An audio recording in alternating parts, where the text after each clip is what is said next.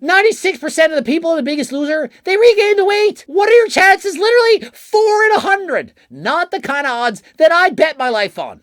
And so if you want to lose weight and keep it off, and let me highlight that again, to keep it off, this is what you need to pay attention to. How do you lose weight but keep it off? Well, in today's video, we're going over Jeff Nippard, who basically put it all together. Most people have no trouble losing weight. They can do it. Problem is, they can't keep it off. And so year after year, they yo-yo diet. They lose the weight, regain it, back and forth. It's a vicious cycle.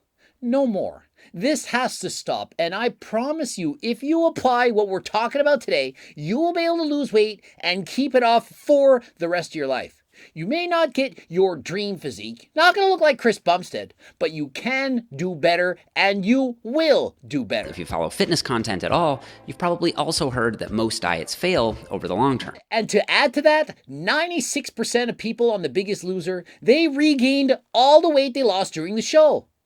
And that fits in precisely what I've been saying for years, that 95% of diets fail. 19 out of 20 people going on a diet, they're going to regain the weight. And so clearly, diets, they're not working, and so we need to fix them, to change them so that they will, in fact, work. And so to lose weight, it's really simple. Almost everyone understands this. Calories in, calories out. You need to eat in a deficit. The problem is when you go on a diet and you're in a deficit, eventually your body gets used to it. It gets smaller and it burns fewer calories. Your metabolism can slow down. Your NEAT, non-exercise activity thermogenesis, that can also go down. And you perhaps have less energy and you're starving. And so what happens is you end up hungry, ghrelin, your hunger hormones rise, and you continue to eat more. This happens year after year, every time you go on a diet. But it has to stop, and there are very specific things you can do to end all of this. As you lose weight, the number of calories you burn will decrease. This is called metabolic adaptation. And so if you're not losing weight, it's not because you have a broken metabolism, that you've broken the laws of thermodynamics. It's because your body simply adapted, it's burning fewer calories. But if you eat less, or if you burn off more, you will, of course, go back to losing weight. And speaking of weight loss, I'm going to take GO2 Max. I'm taking my pills. I'm going to be going for my bike race. And so obviously that's going to burn a tremendous amount of calories. It makes it very easy for me to lose weight and or maintain it.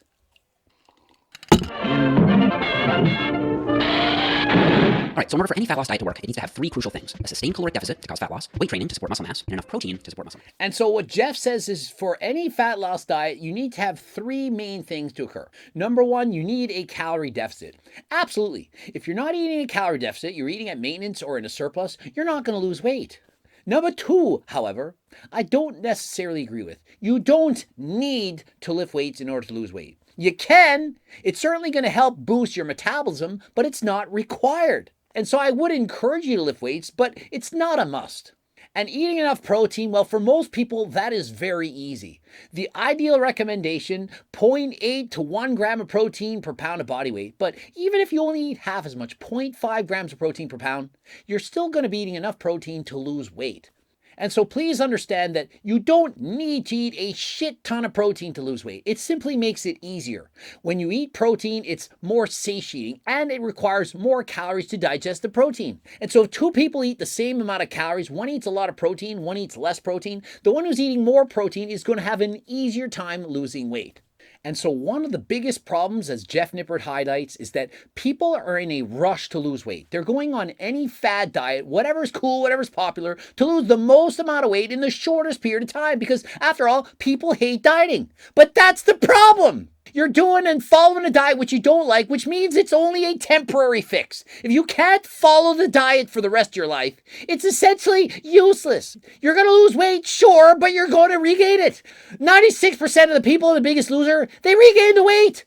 And so what are your chances? Literally 4 in 100. Not the kind of odds that I bet my life on. And so if you want to lose weight and keep it off, and let me highlight that again, to keep it off, this is what you need to pay attention to. The first long-term strategy is to diet more slowly. Exactly. Jeff Nippard's done a really great job in highlighting this. The slower you lose the weight, the better. And you're thinking you're on a diet and, I'm only losing half a pound a week. It's so slow. The last diet, I lost 5 pounds a week. The slower you lose the weight, the more likely you are to keep it off. Let me say that again. The slower you lose the weight, the more likely you will keep it off. 96% are regaining the weight. They lost as fast as possible. Had they lost it more slowly, more of them would have kept it off. And so who's the biggest loser? The one who loses the weight the quickest. You want to lose the weight slowly. If you lose the weight slowly, there's a much greater chance you're going to keep that weight off. And so, yeah, 1% of your body weight a week, that's great. 200 pounds, you lose 2 pounds a week. Fantastic. But that requires a 1,000 calorie day daily deficit. That's a lot. You're probably going to suffer. Even 1 pound a week, 500 calorie a day deficit. That's still a lot. You're probably going to notice that. But imagine losing it slower. Perhaps a 1 or 2, maybe 300 calorie day deficit. You're losing half a pound a week or even less. It adds up over time. You're not going to lose all the weight in a matter of months, but over the course of the year and or years, you're not even going to notice it. It's going to be easy. And so how hard is a diet to follow that you don't even notice you're on a diet? You're simply losing the weight. And you're like, why is this weight coming off me? It's so simple. That's the diet you want to follow. That's the diet you can stick to and follow for the rest of your life. And so think of it. Jeff Nippard, 187 pounds, 22% body fat. He wanted to get under 10%. He lost 24 pounds, took him 40 weeks. 24 pounds. Sure, he could have lost it in 6 to 12 weeks, been on a crash diet, but what good is that? He wants to lose the weight and keep it off once and for all. He doesn't want a yo-yo diet. He wants to lose the weight, keep it off, and main gain. Oh, you don't know what you're talking about, Coach Greg. Main gain, that's for sissies. It doesn't make sense. You need to bulk. No, you don't. You need to be at a healthy weight and keep it there for the rest of your life. And so as you can see in the graph, you're not losing weight every single day, not even every single week. It's like the stock market. You invest your money, and over the course of the year, you hope it goes up. There's going to be some good weeks and some bad. It fluctuates, just like your body weight. Some days you're heavier, some days you're lighter. But what matters is the trend going down? Are you slowly losing the weight? That's what we're doing. It's a blue chip investment. We're not trying to lose 50 pounds in a matter of weeks. We want to slowly lose the weight, make sure we can keep it off for the rest of your life. The weight loss itself has felt incredibly easy. Notice that keyword, easy.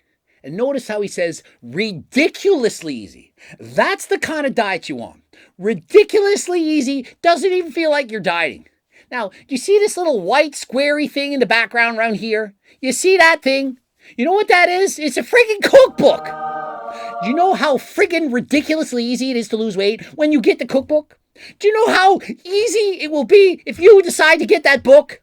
It will change your life. Close to 100,000 people have gotten a book. Not 1,000, not 100, 100,000. That's a lot of people. It's more than 6. It's a lot. You like pizza? You keep eating it. You like sushi? You keep going for it. You want to drink alcohol? Go ahead. Does that sound like the diet you want? That's the cookbook. You get to eat everything you want. You keep eating it.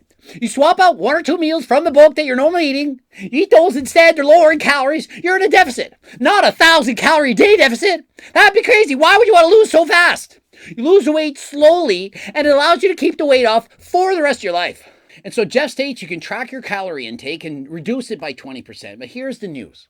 No one knows how to track calories. And by no one, I mean 95%, including dietary coaches. Most of the coaches you're hiring, they're clueless. They don't have a clue how to track calories. So what chance do you have? And so what is my advice? Well, what Jeff also says to do. He says, track your weight.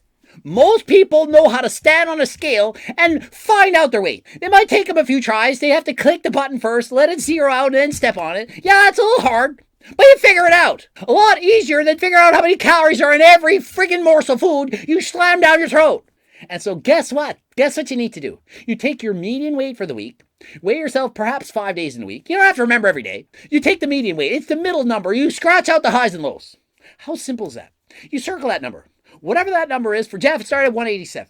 The next week, perhaps it's 186.5. Fantastic. Keep doing what you're doing. If you're losing weight, keep doing it. Oh, what happens when it goes up? Well, guess what? You're in a surplus. Eat less. How much less? Bit less. And so just try to eat less. Maybe that day eat a salad instead of a burger. It's that simple. You replace the food you're eating with something lower in calories. Perhaps one of the meals from the cookbook. Rather than eating a regular pizza, eat pizza from the cookbook. Rather than regular lasagna, lasagna from the cookbook. It's lowering calories and you lose weight. Then you track your weight next week. Did it go down? Yes, keep doing it. If it went up, eat less. You can eat less or you can do more cardio. Course, you can take GO2 Max. Course, if you're smart, take a GO2 Max. Has the main ingredient, NMN. You know what it's going to do? It's going to make you a better butter burner. You burn more calories in the same length of time. Why? Because it makes you faster. Double-blind placebo-controlled studies. Literally, human trials, not rats. And these studies showed a significant improvement. 50% in walking tests. 50% faster, and they were not even told to exercise. Hey, just take the pills, and we'll see how you do. 50% faster. GO2 Max. Click the link in the description. Code Greg 10% off. It's literally that easy. You take NMN, you might not even be on a fitness program, and you get faster. And when you go on a walk, you burn more calories. And the more calories you burn, the greater the deficit, the easier it is to lose weight. And Jeff doesn't mention this in the video, but when you perform cardio, it lowers your set point. Lowers it. Rather than your body wanting to weigh between 180 and 200, it naturally starts to go down and says, hey, now that you're doing all this cardio, we don't want you to weigh 180, 200. We want you somewhere between 160 and 180. Why? Because that's how the body works. Your body sends signals to the brain. It's doing all this cardio. We shouldn't weigh so much. If he's lighter, it'll be easier. And so your body sends less signals to eat. Less ghrelin, more leptin. You're less hungry. You eat less. Do you know how easy it is for me to keep the weight off when I'm doing all this cardio, when I'm racing bikes, in comparison to when I was blasting gear? Oh, you're not natural. Yeah, I used to take steroids for 10 years, abuse it. I'm leader now at 47 on HRT alone. Then I was blasting all the steroids in the world. And so you want the secret. The secret is cardio. And what can help you to do more cardio? GO2 Max. It's got NMN. It's so good. The freaking FDA banned in the main ingredients. In addition to giving yourself plenty of time to get lean, you also need to give yourself a realistic end target. Exactly. This video from Jeff, it's so good. I have to highlight it. You have to go and watch it. He's saying, listen, despite doing everything right, you can't just expect to maintain 6% body fat. It's not how it works. For most people, somewhere between 10 and 20%, that's somewhere where you're going to be able to maintain. If you're really overweight, like my friend Brentley who came over, guy's close to 500 pounds. His body's set point really high. It doesn't want to be between 10 and 20, but neither does it want to be 65%. And so, of course, get halfway there. You don't have to lose all the weight, but you can lose some of it. You just need to find an endpoint that's realistic for you and realize that everyone is unique. Exactly. So don't compare yourself to other people. Just because I can maintain 9% or less doesn't mean you can. I have really good genetics. I'm fortunate. I'm lucky. I'm blessed to be able to do this. I'm a professional bodybuilder and I'm racing bikes. I have it in my cards to be at the lower end of the spectrum for body fat percentage. Other people, they can't do it. Perhaps 20%, that is hard for you. Well, maintain 20. Do the best that you can. You don't need to be 10%. 15% for health, that is fantastic. But if you can't get there and you can get down to 20, that's also amazing. You don't need to be perfect, just be better than you are.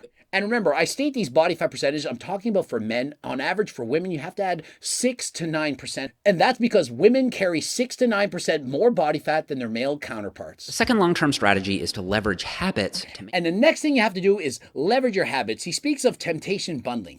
And what I've been saying I personally do is I use caffeine around my workouts. I'll take pre-workout 2.0. You can see it in the back. And I only use that before training. I drink decaf coffee and caffeine diet pop and only consume my caffeine, the stimulants around my workouts. I also listen to music while training and I watch YouTube videos to pass the time when doing cardio. Makes it much more fun and enjoyable. And so if you don't like cardio, find things you do like and do them in addition to do your cardio. Pretty soon you'll be like, I love cardio. I get to have my coffee, I'm doing my workout, I'm watching my favorite program, I'm listening to Coach Greg, perhaps Jeff Nippard in a video, and it passes the time. And next he says, align your environment with your goals. And what I do for this is I tell people, out of mind, out of sight. Stop keeping junk food in the house. Stop buying trigger foods. You need to be proactive with your health. If you know you're going to buy certain foods and you won't be able to stop eating them, then don't buy them in the first place. Not saying you can never eat them, but why have it in the house sitting in front of you every time you walk in the kitchen? You have that bowl of candies at your work office. Get rid of it. Now, you do all this, congratulations, you're losing weight. But now what? You've lost the weight, now what?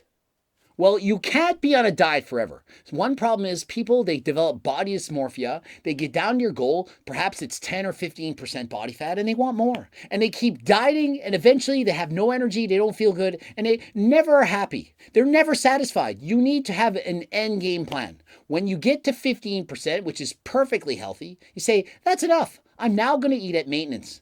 And so my suggestion, keep eating from the cookbook. Don't end the diet, but allow yourself to eat a bit more. Allow yourself to eat at maintenance. And at this point, it's referred to as main gain.